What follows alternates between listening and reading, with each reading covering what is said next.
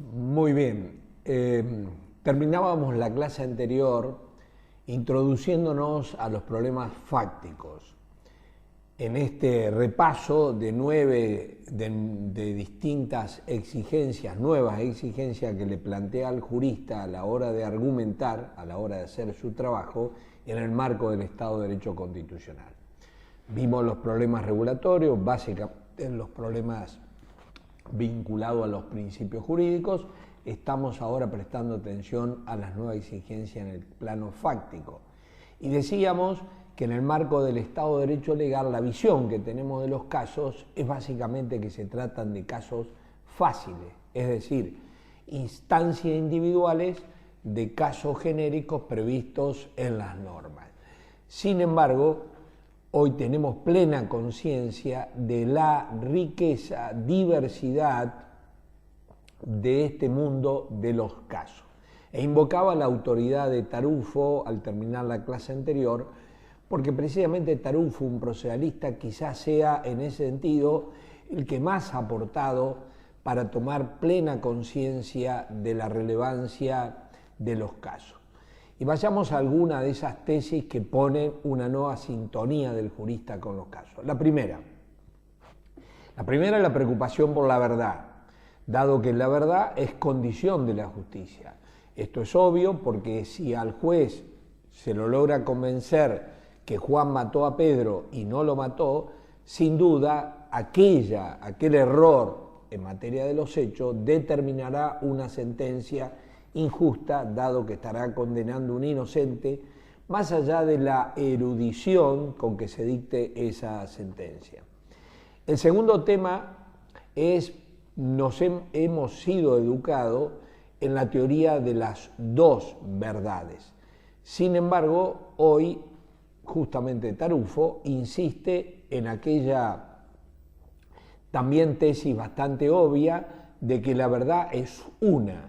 Indudablemente estamos investigando esta muerte, o lo mataron o se suicidó. Y sin duda la verdad no pueden ser dos. En tercer lugar, tendríamos que aludir a qué llamamos la verdad. Y Tarufo en ese sentido,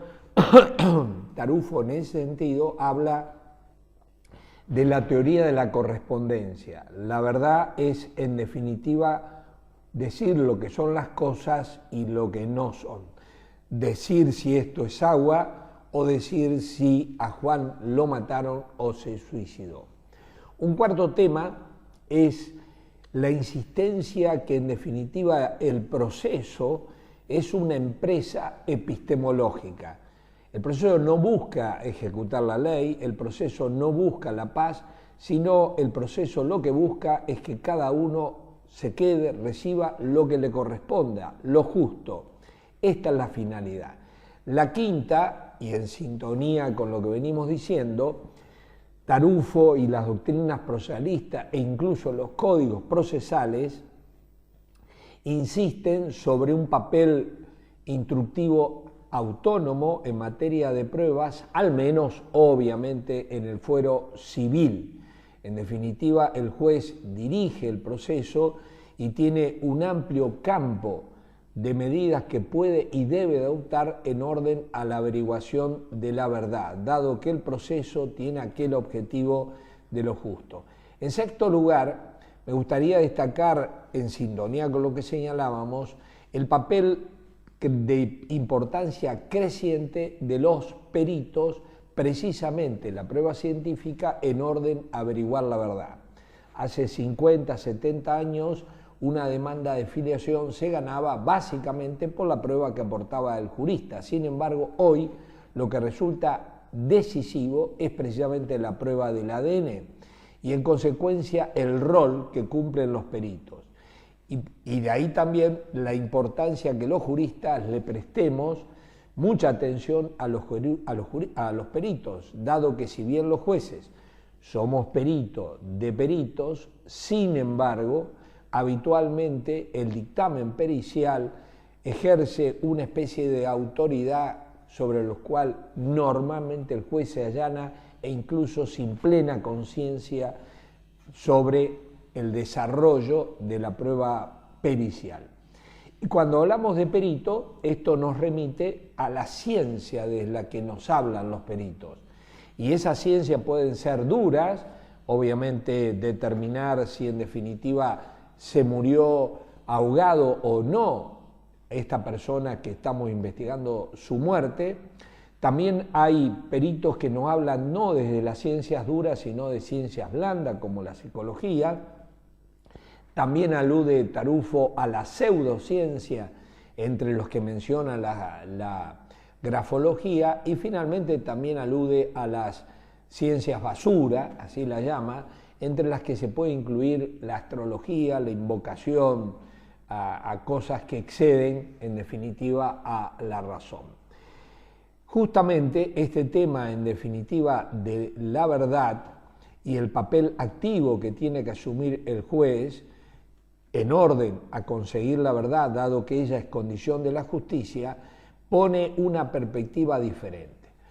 Me queda absolutamente claro que estamos aludiendo en particular al mundo del proceso civil, dado que el proceso penal, al menos en nuestra cultura, está regida por una pauta que genéricamente podríamos llamar un contradictorio estricto, donde el juez propiamente no trata de conseguir las evidencias. De todas maneras, como lo subraya Tarufo, esta o algunas de estas ideas resultan de manera también proyectable a cualquier proceso que esté preocupado por la justicia, pero insisto, eso no significa una proyección automática al proceso penal que altere el contradictorio.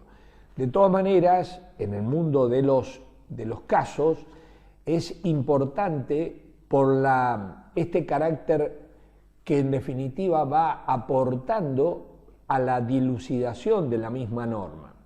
Dice alguna escuela, la escuela hermenéutica alemana, que en definitiva es una norma, es un texto, pero más los casos que van completando a la norma. Pongamos rápidamente un ejemplo.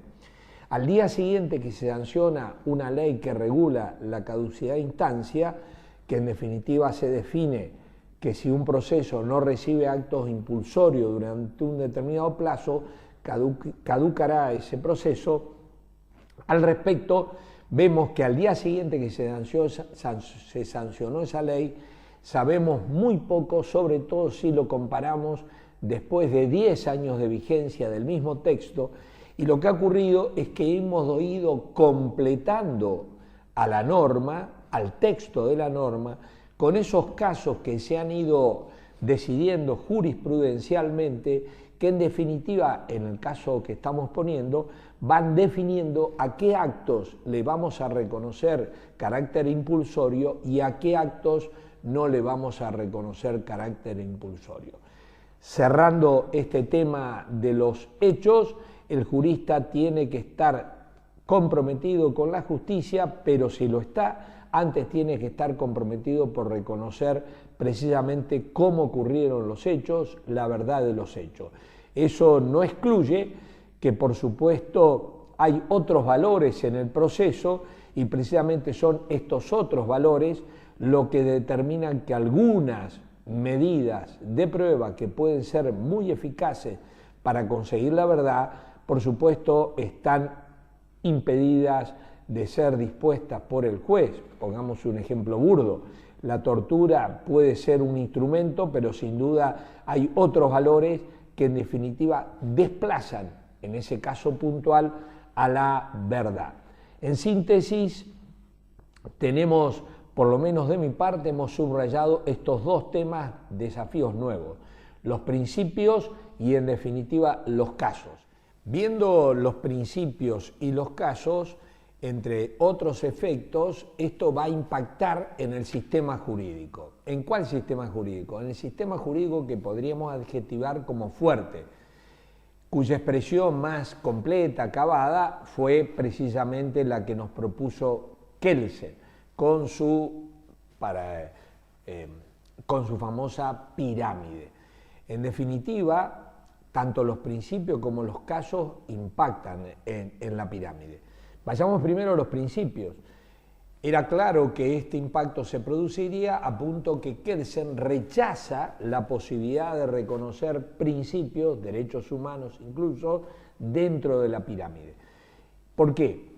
Porque si la teoría pura se había propuesto justamente retirar del derecho el contenido moral, la incorporación de los principios hubiese supuesto entrar en contradicción con esa tesis, dado que los principios, recordemos una vez más a Alexis, son contenido moral y forma jurídica. Pero además, los principios terminan impactando en las otras características del sistema jurídico fuerte.